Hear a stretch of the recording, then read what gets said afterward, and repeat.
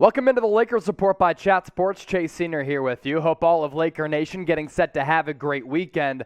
On the show today, we're going to break down every single player on the current Lakers roster. Of course, some moves may be made in NBA free agency. We'll see if they're blown away by any of the players on their Summer League roster.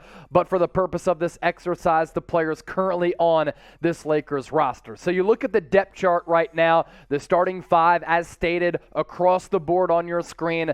This is what we project it to be as of right now. Russell Westbrook as the point guard, Lonnie Walker IV as the shooting guard, LeBron James, Anthony Davis, Thomas Bryant filling out the rest of the starting five. And then you look at some of the depth pieces, right?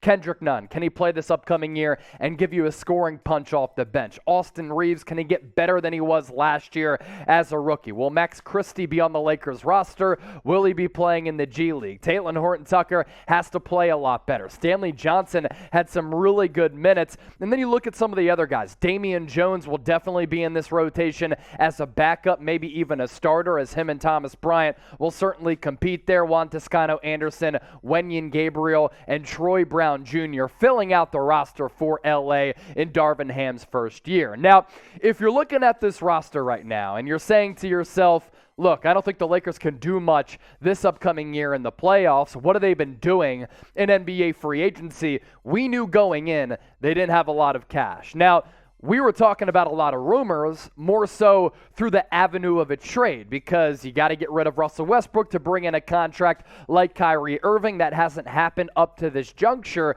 but by way of a trade, that's how the Lakers primarily can bulk up and add to this roster, because in free agency, they didn't have a lot of cash. You're paying a max contract to Russell Westbrook, LeBron James, as well as Anthony Davis. That is the reality of the situation for the purple and gold. So before we continue to really look at every single player and break things down in further detail, I want you to grade the Lakers roster right now. How do you see it? What do you think of it? A, B, C, D, or F? Let me know right now in the comment section. That'll be the pinned comment on today's video. So if you get hit with that YouTube ad break, just scroll on down and get your votes in. Obviously, we have to start off with the starting lineup, led by LeBron James and Anthony Davis. LeBron set to be 38 years old in December, and I hope that AD is motivated going into this year, knowing he has to stay healthy, because this is a huge year for him personally, as well as this entire franchise. So you look at their stats together. When they're on the floor, this is a really good team. When they won the championship in the 2020 NBA bubble, they look to be a pairing that was going to dominate the league for a little while. And they certainly benefit and complement each other very well. LeBron James, AD, right around that 24, 25 point mark. They're also both still at this point, when healthy, very good defensive players. AD, sensational. He gives you some blocks. LeBron gives you a lot of dimes. And the field goal numbers, very, very respectable in terms of those figures from the field. LeBron, better three-point shooter. AD has a lot of work to do there, as last year he was sub 20%. The big looming question for the Lakers, what's going to happen with Russell Westbrook? Darvin Ham said earlier this week, I really like him. I sat down with him. I have plans for how we can maximize him as a basketball player. We just have to tell him to slow it down a little bit. The problem, a lot of coaches have had trouble with telling Russell Westbrook to slow it down because he likes to play his style. Now, this is an interesting nugget coming from The Athletic. I think there's a slight divide right now where LeBron wants Kyrie, and some people internally might prefer a Miles Turner Buddy Hield type of deal if they were to wheel and deal with the Indiana Pacers. And if you look at it from a roster construction standpoint, you always want more star power. Right now, the Lakers do have it with LeBron and AD. You bring in Kyrie, who, according to all accounts, has been playing in the Los Angeles area, blowing people away in some of these pickup games. Some people saying he looks like one of the best players in the world. We know that. We know that Kyrie is special. We know that he can blow you away and really impress you. But is he going to be consistently available? That's the big problem considering the price tag. And then if you want your roster to be deeper, you probably don't make a deal for Kyrie Irving. You go after Miles Turner, really good big, has led the NBA in shot blocking recently. And then Buddy Hield is your floor spacer, one of the best knockdown three-point shooters in the league. Now, before we continue to move forward on today's show, we're really only getting started, man. If the Lakers make a move, we're going to push out a video and we're going to keep you up to date with that move or anything that happens with the Lakers, whether it be on the news and rumors front. 235 people left to get the 48,000 subs. Can we get there by the end of the week? Let's ride, Laker Nation. YouTube.com/LakersTV. More players in this starting lineup. Lonnie Walker IV. I've said this. I thought he left Miami a little bit early, was still a first-round pick, so he got that first-round pick status and got paid. And I think there's a better player in there for Lonnie Walker. I do think that he can impact games on both ends of the floor, just has to be a more consistent outside shooter. And then for Thomas Bryant, a totally different player at that center spot. For him, it's his lack of availability because of injury that's been a little bit of a concern. 27 games played last year, coming off a torn ACL, as we covered earlier in the week when the Lakers made that signing official. But even in the lead up to that, he was putting up pretty solid numbers, but he's been hurt a lot. So this, as of now, looks to be your starting five.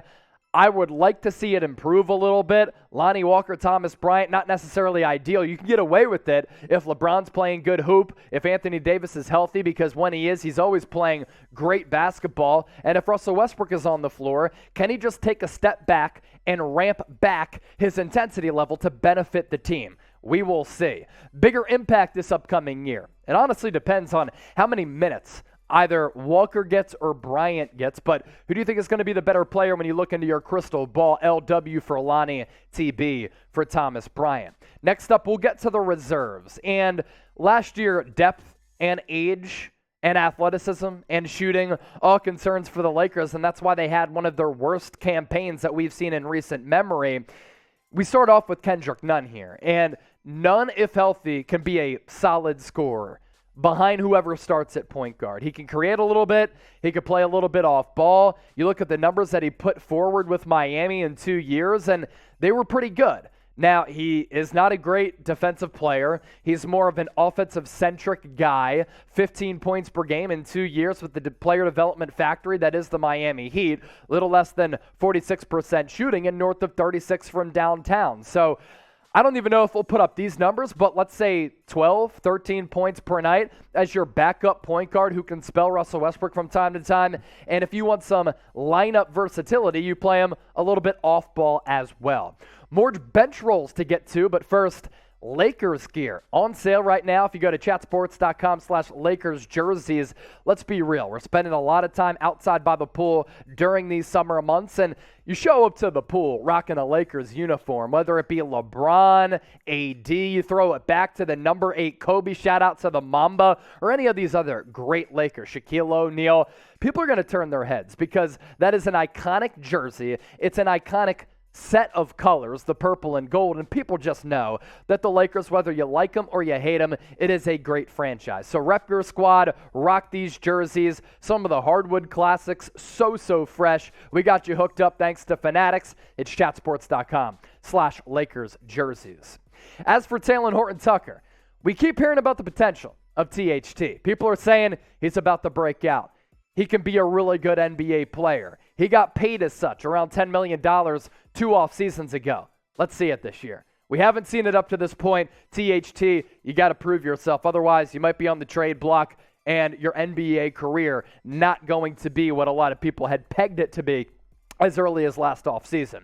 Austin Reaves, nice little find, undrafted free agent last year. Speaking of the NBA Summer League that's going on in Las Vegas right now, Austin Reaves was able to basically crack a roster spot because of his performance in the Las Vegas Summer League. Was really good at Oklahoma. Producer Sam loves OU. That's where he went as well. And at times, Austin Reaves knocking down some threes. Pretty solid defense. That's the type of role that is required for him to continue to play at the NBA level. I can't believe we're at this point, but here we are. Better young player. THT hasn't fulfilled those expectations. Austin Reaves, yeah, pretty solid. THT for Talen Horton-Tucker, AR for Austin Reaves. Let me know. AR, got that AR ready to spray from downtown. What's good, Austin Reaves? The Lakers reserves continue with Stanley Johnson. And honestly, I'm pretty impressed with Stanley Johnson and the growth that we saw last year. Looked as though he was going to be out of the league, former first-round pick out of Arizona. I thought he played pretty well last year. And this is a guy athletically who can do a lot of things. In 48 games played, about 7 points per game, 3 rebounds. If he's playing 10 to 15 minutes per night, I don't hate him coming off the bench. Damian Jones coming off the best year of his career, former number 30th pick overall by the Golden State Warriors out of Vanderbilt. Best year of his career, as I said last year. Hopefully that momentum continues. As for Max Christie, looks really raw right now. Goes to Michigan State for a year, and the knock on him, his lack of three-point shooting and the efficiency part of it, less than 32% from downtown back with Michigan State last year. And in the NBA Summer League, some room to be desired. As for Troy Brown Jr., we saw that he took Carmelo Anthony's number. If he's getting 5 to 10 minutes a game, cool, but certainly a back end of the bench type who is going to be competing for a roster spot. The same can be said for Juan Toscano-Anderson. You see the frame, you see the length, and you're like, man, this guy's pretty intriguing. He's not really under control when he plays, though, especially with the handle and his three-point shot and outside shot a little bit too inconsistent and gets lost on defense. Wenyen Gabriel, player from Kentucky who was kind of just spurred into the moment, into action last year, and if he's your number 3 center, we'll see if he even makes the roster. Decent athleticism at 6'9", 205. Certainly didn't play all that much for LA last year. What was the best Lakers move this offseason? Let me know in the comment section. Obviously, if Kyrie gets traded for, that'll trump anything. But for now, let's hear from you. And before we get on out of here, make sure you subscribe to the channel. It's youtube.com/LakersTV. We continue to give you videos basically every single day with the best Lakers coverage on YouTube as well as Rumble. And we're going to continue to do our thing with coverage consistently year-round on the purple and gold. Have a great weekend. We'll talk to you next time.